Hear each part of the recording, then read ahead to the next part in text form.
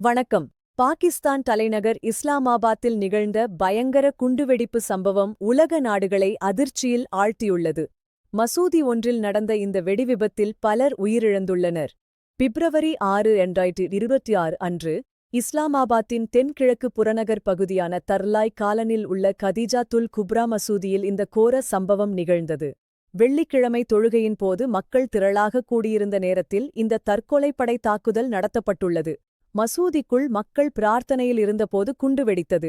இந்த வெடிவிபத்தில் இதுவரை குறைந்தது 32 பேர் உயிரிழந்துள்ளதாக உறுதிப்படுத்தப்பட்டுள்ளது. உயிரிழந்தவர்களில் அந்த தற்கொலைப்படை தீவிரவாதியும் அடங்குவார் என காவல்துறையினர் தெரிவித்துள்ளனர். உயிரிழப்புகள் ஒருபுறம் இருக்க 170க்கும் மேற்பட்டோர் பலத்த காயமடைந்துள்ளனர். அவர்களில் பலரது நிலைமை மிகவும் கவலைக்கிடமாக இருப்பதாக மருத்துவமனை வட்டாரங்கள் தெரிவிக்கின்றன.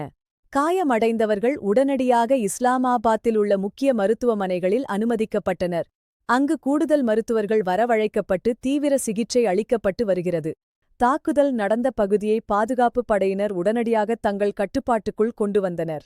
தடயவியல் நிபுணர்கள் அங்கிருந்து பல்வேறு முக்கிய ஆதாரங்களைச் சேகரித்து வருகின்றனர்.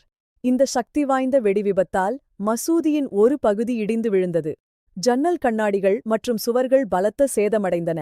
மசூதி முழுவதும் புகைமூட்டமாக காணப்பட்டது. தற்கொலைப்படை தீவிரவாதி மசூதிக்குள் நுழைய முயன்றபோது அங்கிருந்த பாதுகாப்பு காவலர்கள் அவனை தடுத்து நிறுத்தப் போராடியுள்ளனர். அப்போது அவன் துப்பாக்கியால் சுட்டுவிட்டு குண்டை வெடிக்கச் செய்துள்ளான்.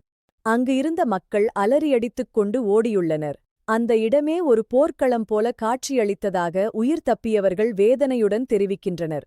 இடிபாடுகளுக்குள் சிக்கியவர்களை மீட்பதற்கும் காயமடைந்தவர்களை மருத்துவமனைக்கு கொண்டு செல்வதற்கும் உள்ளூர் மக்களும் மீட்புக் குழுவினருடன் இணைந்து செயல்பட்டனர். இந்த கொடூரத் தாக்குதலுக்கு இஸ்லாமிய அரசு ஐசிஸ் தீவிரவாத அமைப்பின் பாகிஸ்தான் பிரிவு பொறுப்பேற்றுள்ளது. அவர்கள் டெலிகிராம் மூலம் இதனை அதிகாரப்பூர்வமாக தெரிவித்துள்ளனர். ஷியா முஸ்லிம்களை இலக்காகக் கொண்டே இந்த தாக்குதல் நடத்தப்பட்டதாக கருதப்படுகிறது.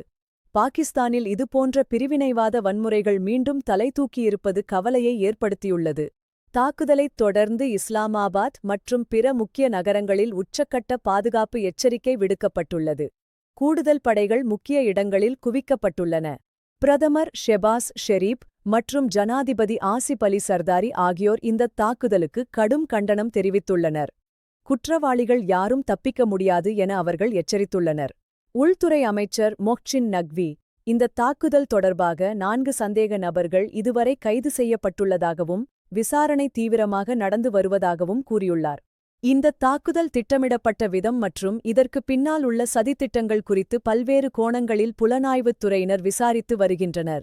ஐக்கிய நாடுகள் சபையும் இந்த தாக்குதலுக்கு கடும் கண்டனம் தெரிவித்துள்ளது. பயங்கரவாதத்திற்கு எதிராக உலக நாடுகள் அனைத்தும் ஒன்றிணைய வேண்டும் என்று வலியுறுத்தியுள்ளது. அப்பாவி மக்கள் மீது நடத்தப்படும் இதுபோன்ற வன்முறைகள் ஏற்றுக்கொள்ள முடியாதவை என்றும் அமைதியை நிலைநாட்ட அனைவரும் ஒத்துழைக்க வேண்டும் என்றும் கூறப்பட்டுள்ளது. காயமடைந்தவர்களுக்கு இரத்தம் தேவைப்படுவதால் ஏராளமான இளைஞர்கள் மற்றும் பொதுமக்கள் தாமாக முன்வந்து இரத்த தானம் செய்து வருகின்றனர். இது மனிதாபிமானத்தின் அடையாளமாக பார்க்கப்படுகிறது.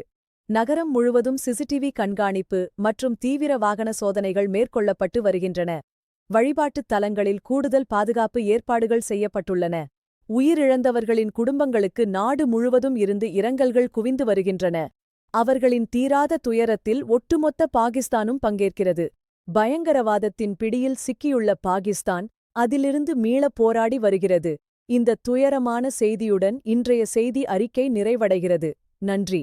பயங்கரவாதத்திற்கு எதிரான போராட்டம் தொடரும். செய்திகளுக்காக இணைந்திருங்கள். வணக்கம்.